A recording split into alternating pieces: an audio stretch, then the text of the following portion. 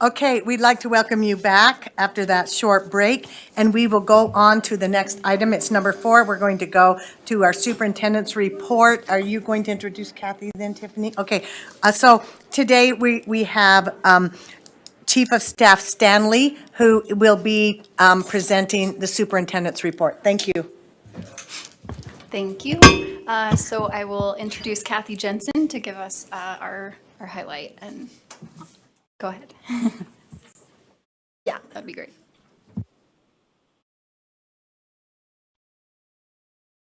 I know.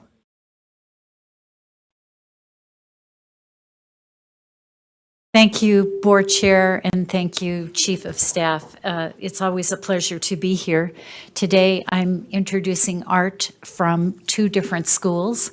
On the west wall from Old Mill Elementary, we have Quaking Aspen.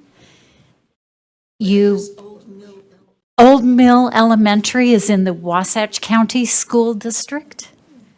And the Quaking Aspen are done with watercolor by the students at Old Mill.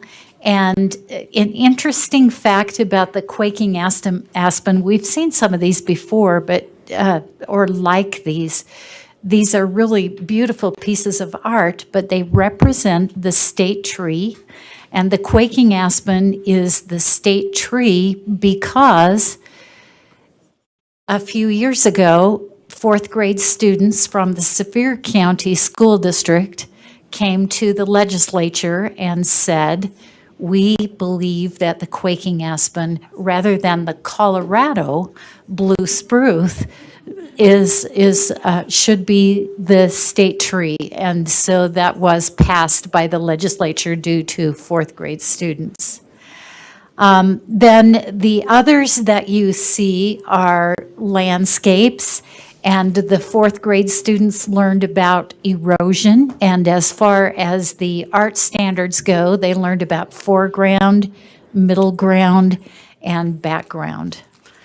Very colorful and beautiful.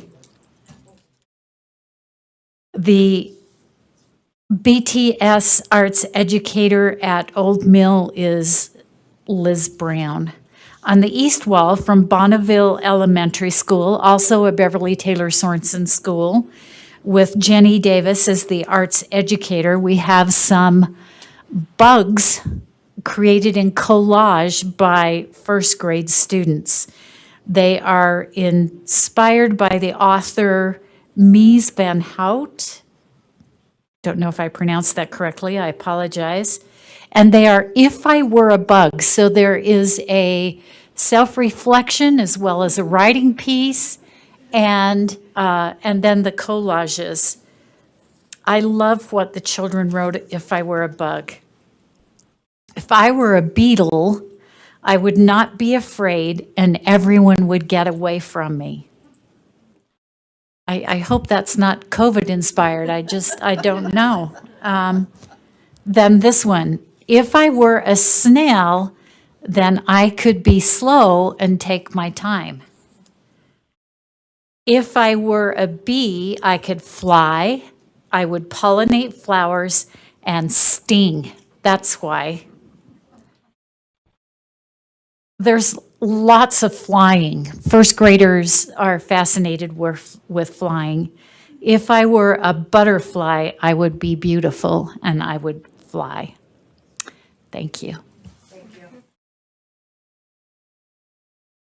you. Board Member Booth?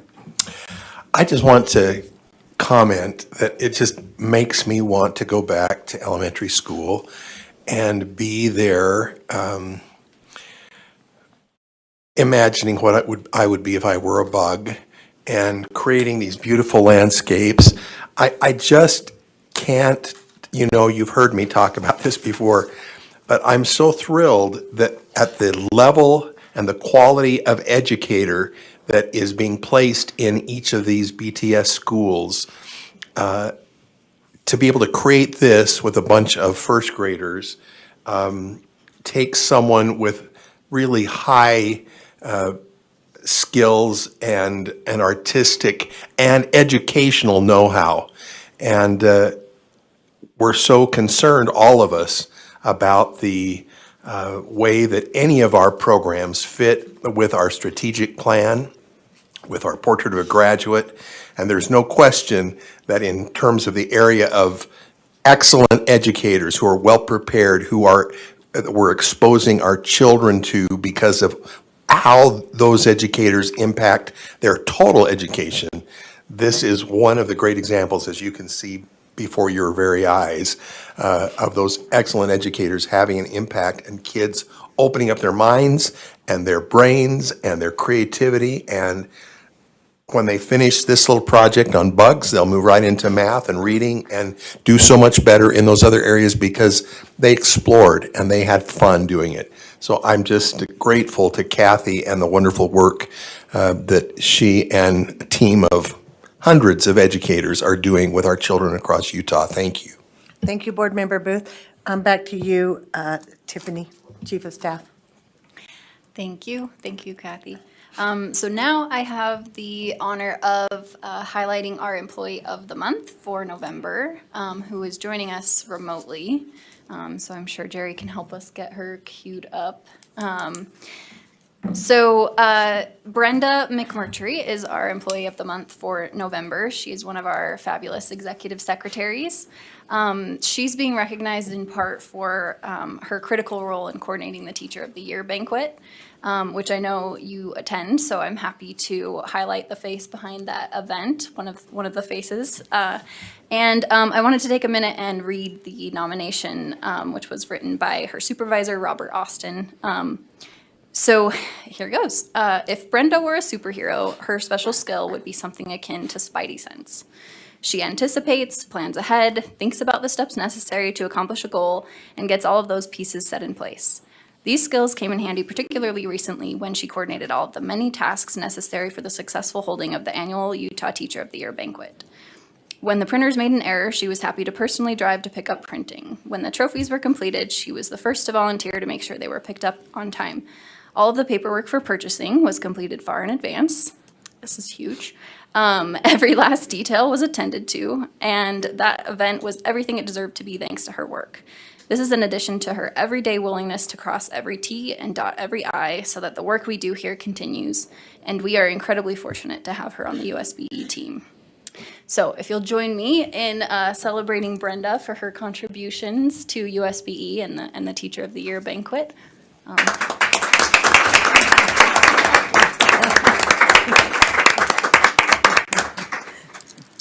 Thank you so much, Brenda. Is there anything you want to, anything that any board members or anything that you want to share? Go ahead, Chair.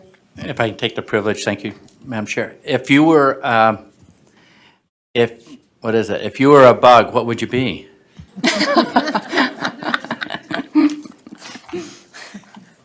Oh, you're muted.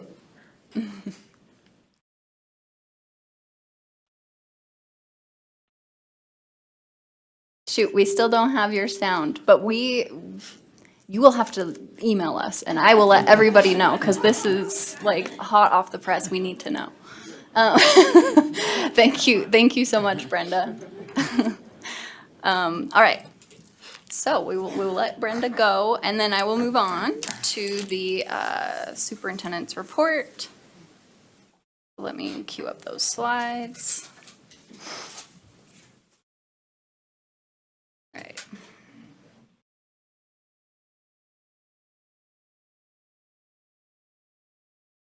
Okay. So last month, Superintendent Dixon shared progress on the Effective Educators and Leaders goal with you during her report. So we're aiming to continue that trend with this month, Superintendent Dixon asking me to cover the Safe and Healthy Schools goal. So this is our 2021 stock take schedule. As you can see, we conducted our stock take for the Safe and Healthy Schools goal in October. So that's why we're here with you this month speaking to that goal. Superintendent Dixon described last month how we've sort of organized staff to accomplish the work of the strategic plan and how we approach this strategic progress monitoring. So I won't rehash all that context. I'll just jump right in with an update on the progress. Can I just ask you to explain to us, when you talk about stock take, I'm dumb, tell me what that means and what you're doing? Yeah. So, I'm trying to see if I have hidden slides here at the end. No. So essentially what it entails is a regular schedule of routines where we check in on progress on each of our strategic plan goals. So there's kind of two steps to this process. One is meeting with the strategy leaders and the goal leader for each goal in that month and getting a shared understanding of where we're at with each of the strategies. And part of that includes the strategy leaders do a self-assessment according to a rubric, which is essentially looking at our capacity to deliver on these strategies. So there's 3 domains to the rubric, and each strategy leader assesses their capacity to deliver in each of those domains. And there's, kind of a rating system associated with that from red to green.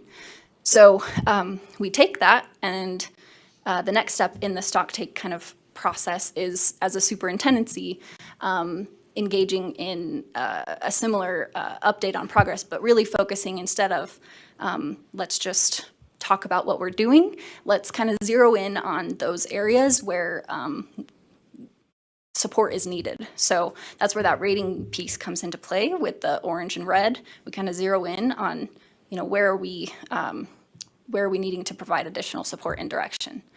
So that's kind of the process in a nutshell. So just a reminder, these are the 3 strategies under the Safe and Healthy Schools goal. So the first is to support districts and schools in creating and maintaining conditions for safe and healthy learning environments. The second, 3B, is focused on increasing adoption of evidence-based student health and wellness practices. And 3C is focused on building the capacity of educators and other stakeholders to meet students' mental, emotional, and social needs. So I'm going to quickly just highlight some of the key actions and progress made under each strategy. So the Strategy 3A team, this is led by David Christensen and Christy Walker. So they are focused on updating student incident data definitions to improve data reliability. This has been a challenge for some time, and they're really taking it on. The hope is that this will enable us to ultimately better target technical assistance and resources regarding safe and healthy learning environments by having a better sense of reality on the ground when it comes to incidences, which includes things like, bullying, truancy, drug violations, those types of things. Another update is that they have they're publishing and also assessing take-up of an emergency preparedness planning guide for local education agencies to assist in their efforts in that space. Next, the Strategy 3B team. This team is led by Jody Parker and Kelsey Eller. They are focused on conducting a pilot. So last year, the team was focused on publishing a model wellness policy. And, sometimes the work stops there. We publish a resource or something along those lines, but there isn't necessarily the follow-up or implementation. So that is not the case in this instance. They are working with 6 LEAs who volunteered to develop and implement a wellness policy. And one of the things that this does is break down silos within LEAs among directors and specialists that are working on different aspects of wellness, like health curriculum and child nutrition directors. So it's a pretty cool effort where we're kind of modeling that at the state level with, Jody, who's our health specialist, and Kelsey, who's in C&P, and then, creating that model policy and then facilitating that type of cross-collaboration at the local level. So then with Strategy 3C, we have some new leaders in this space. So they are Tanya Albornoz and Sydney Seeger. They are currently focused under this strategy on really how to align our efforts internally. So one of the things that staff are trying to get their heads around in terms of resources and supports is how elements of our portrait of a graduate relate to elements of like protective factor frameworks or other frameworks. So trying to get our heads around how those pieces fit together. So that is a quick highlight, an overview of progress. I will note that we have not only strategy leaders, but also goal leaders for each of the goals, and they're responsible for coordinating efforts across the strategies and providing that leadership and guidance to staff. So the Safe and Healthy Schools goal leader is Assistant Superintendent Leah Voorhees, who is really helping the teams focus and advance. So while I get to share this update with you, I want to really acknowledge her leadership, as well as the leadership of all the strategy leaders in this space. And then I also wanted to take just a quick moment to cover an update related to one of the measures in this space. So we're always trying to have a sense of how we're actually progressing by looking at different data points. So one of those that I wanted to zero in on is the school climate survey. So the school climate survey, it was created in accordance with board rule to measure and assess stakeholder perceptions of school environments across the state. So respondents included students, administrators, teachers, staff, parents, school resource officers. So you may have heard about this as it was being administered last spring for the first time. So staff have taken the step of creating a dashboard of those survey responses. So the dashboard provides kind of a nice visual display, and it also enables users to explore the results by respondent group and filter responses by grade levels or regions in the state. So it's a really cool interactive tool that we anticipate publishing within a week or two by November 19th. So it'll be public. And yeah, we're excited to explore the data for actionable insights and to use some of it as a baseline to gauge our progress on this goal. So I also want to recognize Erin Bruff, Coordinator of Data and Statistics, and David Christensen in Student Support for their proactive leadership in creating this resource for the public and for you and policymakers. So that is my report. Thank you, Chief of Staff. We appreciate that report.